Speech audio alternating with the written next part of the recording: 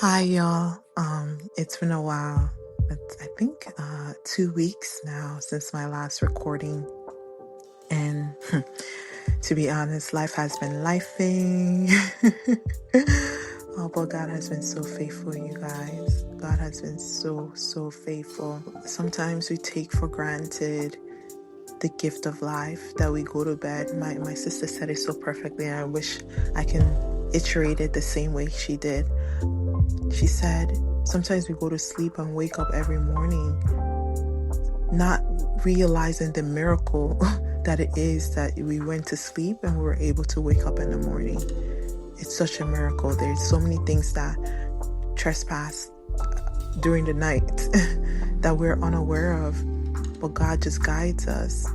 He's the watchman watching over us as we sleep, and I saw that. And I experienced that, and I'm just so thankful to God for that. So what's going on? Wagwan. Well, so many things have been going on. Work is work. But we're grateful to even have work. It's all about perspective.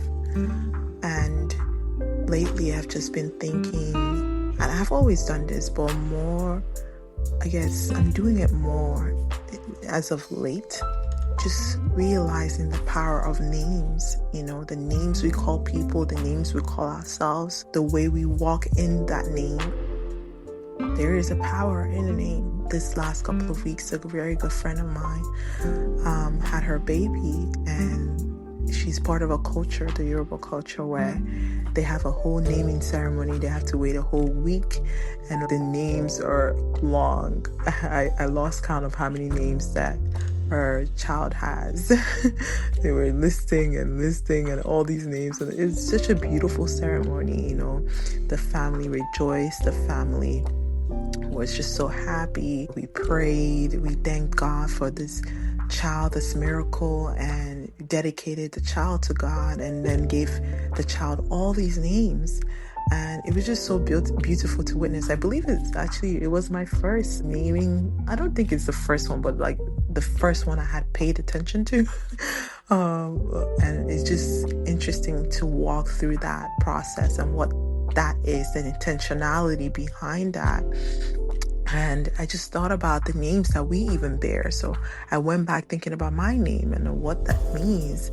And the names of my siblings. I even had conversations with my parents. I'm like, okay, what made you name these names? Because I think each child has a different name. You just don't wake up in the morning, I want to call you this. But I would hope not. There's some thought behind the name that you name your children. And I wanted to know what my parents were thinking not from a bad place, obviously, but I just wanted to know their thought process and why they named me my name. And honestly, when I think back to the name they gave me, which is Akachi, and I'm from the Igbo tribe in Nigeria, and Aka means hand, and some people even say the arm, and Chi means God. So the hand of God and the arm of God, his strength.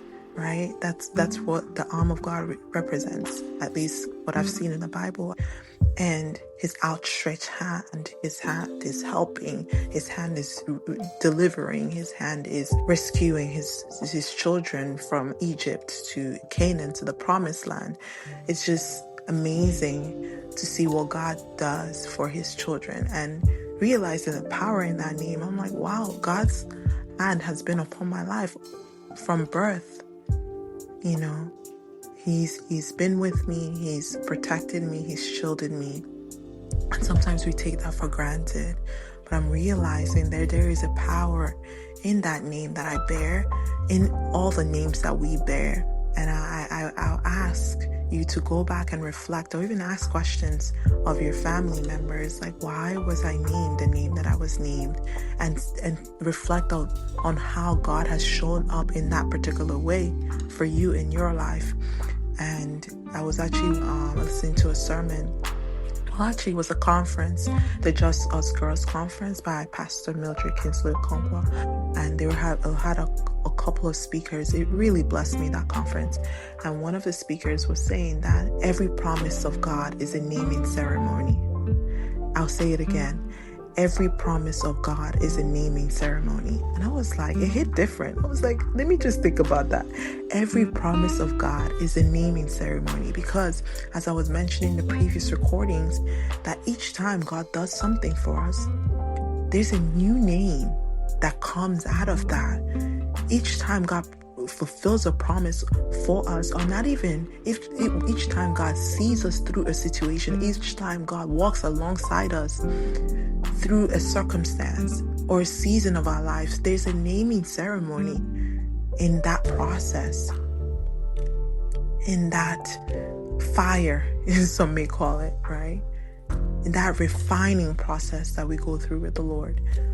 I can think of the seasons that I've been in most recently, and I experienced God to be my comforter, my very best friend. Like, I could go to him and be like, God, Chineke, are you seeing what's going on, Lord? Let's talk. Like, because I'm not understanding, Father. And literally, that's how I talk to God. That's why I was like, he's my best friend. And that was the name that came out of that season. He's literally my best friend, because I'm like, Dad, I'm not understanding. You see what's going on here? Like, it's really hurting me. Your girl, your baby girl. You can't be allowing such things to happen to your baby girl. You have to do something, Lord, for me. And he showed up. He became my comforter. In that season, I didn't really know where the end would be or when it would even end. But what I knew is that he was comforting me through those times. He showed up in the workplace. He showed up in my residence. He showed up. I learned to see him in the little things. In everything, he was there. A bigger thing may be falling apart, but I was like, you know what? Wow, this thing happened, but it saved me from that. But this thing happened, but I still have this. There was just an appreciation for him, a heightened sensitivity to his presence in my life, in the midst of everything that was going on. And I'm just so thankful for that season, because he just became so real and so close and so near and so dear. And even in this season, I call him faithful. You know, even in this season, I'm relearning to trust him. I'm relearning, or even learning, really, actually genuinely learning to trust him, to cast my burdens upon him. Because, sometimes I just want to be able to, there's this level of control or planning, I call it, to have a plan and this and that. And God is like, I got you. Like, I am the planner. I'm the master planner. Learn to rest in me. Learn to depend on me. Learn to trust me. I was in church on Sunday, and someone was saying that we don't have a sin problem. We have a doubt problem. Oftentimes when we try to do something in our own way, or depend on other people to do things, or even go a whole different route to achieve the sin is the product of that. The thing we do instead of trusting God is the product of that. However, it's because in the Genesis, we began to doubt God, to doubt his timing, to doubt that he will fulfill his promises. There was a doubt problem. We no longer trusted that he would do what he says that he would do. So then we're like, okay, let's take matters into our own hands. Let's do it this way. Let's do it that way. There's sometimes the patience aspect of it. We don't want to wait on the Lord.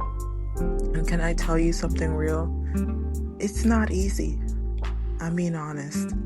It's not easy to wait on the Lord. Even people who have strayed and gone a different path, I empathize, because it's just hard to want something so badly, and it feels like you don't see that thing, or you don't see when that thing can come. But trust in the Lord and know that in his time, he makes all things beautiful. And I'm speaking to myself as well. In his time, he makes all things beautiful. And the way he does this is sweeter than anything else. It's sweeter than anything we can ever imagine.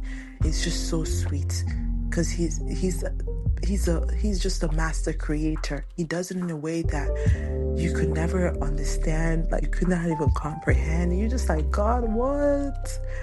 wow, you know.